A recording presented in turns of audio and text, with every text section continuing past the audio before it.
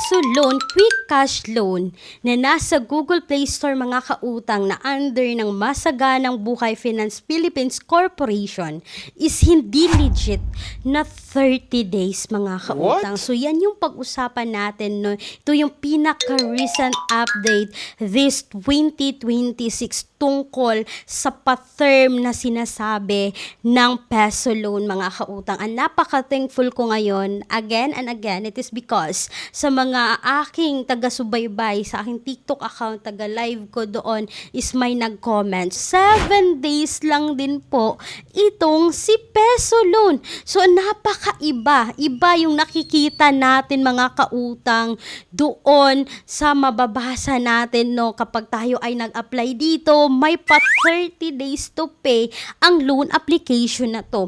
So, eto mga kautang, no, kita nyo dito 30 days to pay. Ito yung sa pag-apply ha. So, old screenshot ko para ma-compare natin to. But pagka-view natin dito ng view details mga kautang, kita nyo sa petsa dito is every month yung interval. So, ibig sabihin, nakakalito. 30 days yung sabi, but pagkita sa view details, every month yung interval. Pero yung legit talaga na experience dito mga kautang, kung kayo ay approved dito sa Peso Loan na to na nasa Google Play Store, is 7 days to pay.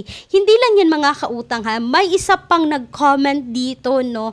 Sabi niya mga kautang, yes po, pag overdue, yung 2K na loan ko dating sa'yo 1,400, tas babayaran mo ng 2,200.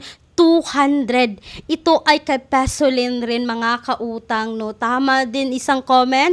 2 terms ang babayaran. First term is 2,000 plus and the second terms is 100 na lang. So mga kautang, hindi yan legit, mawi-wave yan. So ibig sabihin 7 days lang po talaga ang loan application na to.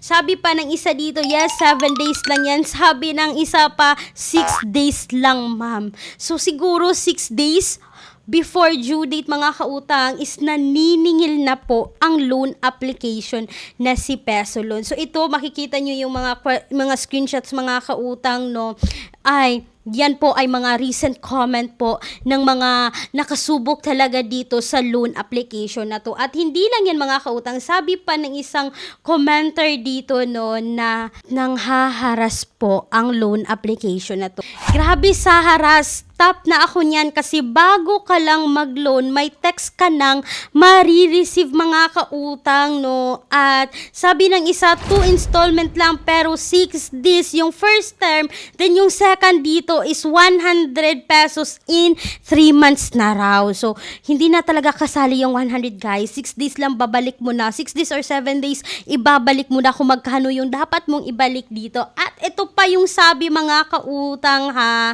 Tama po, dami pang tawag madam. Grabe mga agent nila. Pati selfie picture mo, isi-send na sa email mo mga kautang para daw takutin ka. Yan yung pinaka-recent ngayon kay Peso Loan mga kautang kasi hindi ako approved dito, but nagtaka talaga ako nga mga kautang dati pa kasi kita nyo na 30 days siya, but pag view niyo ng details is every month yung interval sa pagbabayad sa ipapakita nilang loan computation, which is napaka hindi talaga accurate, no, sa mga sinasabi nila. Tabi pa ng isa dito mga kautang, no, na si Peso Loan daw need po ng COE, Certificate of Employment. So, kaya ang bilis daw niyang na-approve kasi nagbigay siya ng Certificate of Employment mga kautang. So, sino ba dito ngayon ay may ganitong experience kay Peso Loan na hanggang ngayon hindi pa nakabayad? So, wag kang mag-alala kasi ang dami nyo, hindi lang ikaw yung may ganitong experience ngayon dito kay Peso Loan mga kautang, which is napaka-confusing po pagdating sa loan details na ipapakita nila, and I think madami na inyo hanggang ngayon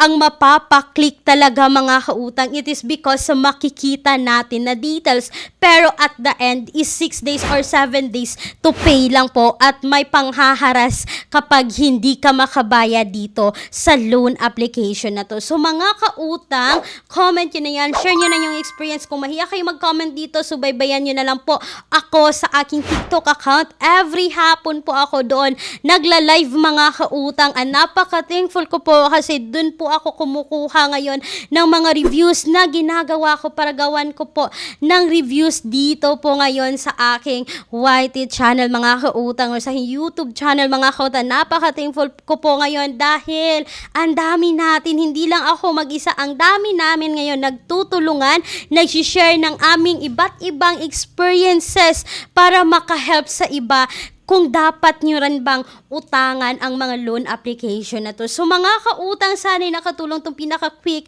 honest review ko about dito kay Peso Loan na hindi ko i-recommend this 2026. Hanap tayo ng mga alternatives mga kautang. You can check the pinned comment. If kang sa TikTok kayo, you can check po my bio mga kautang. Click nyo lang yan para sa mga list of mga okay na mga utangan, pero hindi ibig sabihin yan, nakikita nyo ay pinopromote ko na doon na talaga kayo utang. Hindi mga kautang, please research din muna bago utang sa kahit anumang utangan online. Disclaimer lang mga kautang, no, hindi po to sponsored, hindi po ako binayaran ng mga loan application o makikita nyo mga loan app para no banggitin sa inyo. Based lamang po ito sa akin personal experience, research at experiences din ng iba, kasi hindi natin makukonclude talaga yung isang utangan kung based lang tayo sa experience ko, kasi take note, iba-iba yung ating mga experiences pagdating sa utang. So sana'y nakatulong to mga kautang. Once again,